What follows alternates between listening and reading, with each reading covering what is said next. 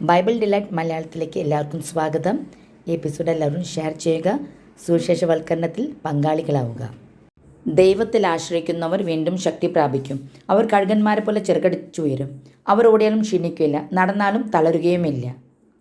ഏശയ്യ 40:31. കർത്താവായ ദൈവമാണ് എൻ്റെ ബലം. കലമാൻ്റെ പാദങ്ങൾക്കെന്ന പോലെ അവിടുന്ന് എൻ്റെ പാദങ്ങൾക്ക് വേഗത നൽകി. ഉന്നതങ്ങളിൽ അവിടുന്ന് എന്നെ നടത്തുന്നു. ഹബൂബക് 3:19. കർത്താവ് നിന്നെ നിരന്തരം നയിക്കും. മരുഭൂമിയിലും നിനക്ക് സമൃദ്ധി നൽകും. നിന്റെ അസ്ഥികളെ ബലപ്പെടുത്തും. നനച്ചു വളർത്തിയ പൂന്തോട്ടം പോലെയും വറ്റാത്ത നീരുറവ് പോലെയും ആകും നീ. ഏശയ്യ 58:11. അവൻ നമ്മുടെ ബലഹീനതകൾ ഏറ്റെടുക്കുകയും രോഗങ്ങൾ വഹിക്കുകയും ചെയ്തു. മത്തായി 8:17. നമ്മുടെ ബലഹീനതയിൽ ആത്മാവ് നമ്മെ സഹായിക്കുന്നു. റോമ 8:26.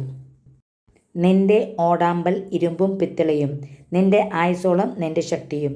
നിയമാവർത്തനം 33:25. തളർന്നവന് അവിടുന്ന് ബലം നൽകുന്നു, ദുർബലന് ശക്തി പകരുകയും ചെയ്യുന്നു. ഏശയ്യ 40:29. അവർക്കെന്നതുപോലെ തന്നെയാണ് നമുക്കും സുവിശേഷം ലഭിച്ചത്. എന്നാൽ അവർ കേട്ട വചനം അവർക്ക് പ്രയോജനപ്പെട്ടില്ല, കാരണം അവർ അത് വിശ്വസിച്ചില്ല.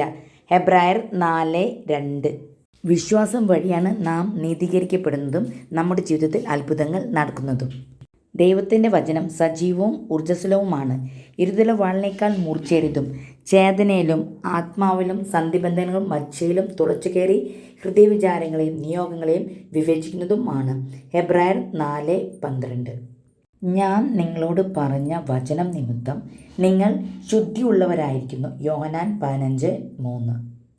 വചനങ്ങളെല്ലാം ഏറ്റുപറഞ്ഞ് അഭിഷേകം നേടി നമുക്ക് ബലമുള്ളവരായി തീരാം. Thank you.